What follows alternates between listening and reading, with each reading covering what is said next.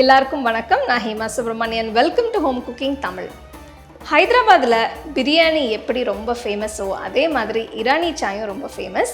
இதோட preparation, flavour எல்லாமே ரொம்ப டிஃப்ரெண்ட் அண்ட் ரொம்ப யூனிக்காக இருக்கும். ஸோ இன்றைக்கி நான் உங்களுக்கு இந்த ஸ்பெஷல் இரானி சாய் எப்படி செய்யறதுன்னு காட்ட போகிறேன். ஸோ வாங்க இது எப்படி செய்யறதுன்னு பார்க்கலாம்.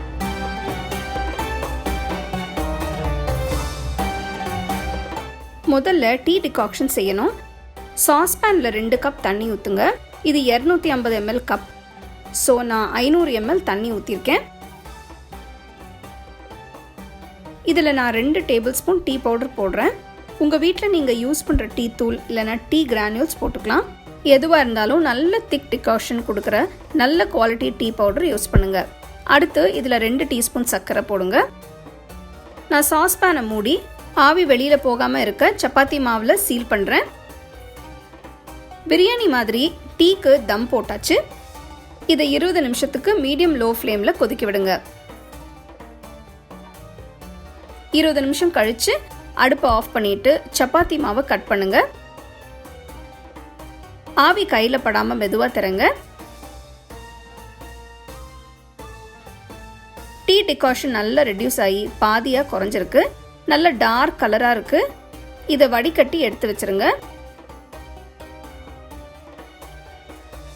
அடுத்து பாலை கொதிக்க வைக்கணும்.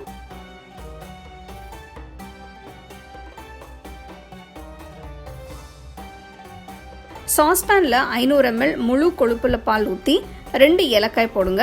நான் ஃப்ளேவருக்காக ஏலக்காய் போடுறேன். அடுப்பை மீடியம் ஃப்ளேமில் வச்சு சூடு பண்ணுங்க. பாலோட அளவு பாதி ஆகிற வரை கொதிக்க வைக்கணும். அப்பப்போ கிண்டுங்க, இல்லைன்னா பால் அடிப்பிடிக்கும். பாலோட அளவு குறைஞ்சதும் 2 டேபிள் ஸ்பூன் கண்டென்ஸ்ட் மில்க் ஊற்றுங்க. உங்கள் விருப்பப்படி நீங்கள் ஸ்வீட்னஸை அட்ஜஸ்ட் பண்ணிக்கலாம்.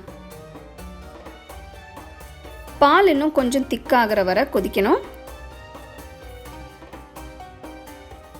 பாலோட திக்னஸ் இப்போ கரெக்டாக இருக்குது. அடுப்பை ஆஃப் பண்ணிடுங்க.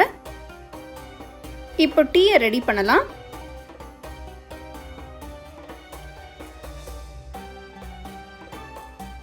நீங்கள் சர்வ் பண்ணுற கிளாஸில் டீ டிகாஷன் முதல்ல ஊற்றி இதுக்கு மேலே திக்காக பால் ஊற்றுங்க.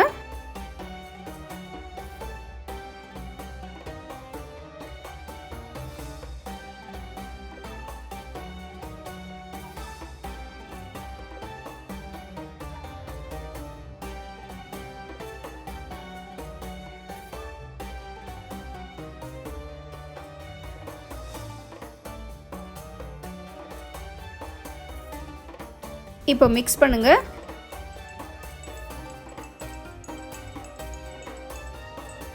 த ஃபேமஸ் இரானி சாய் இப்போ ரெடி.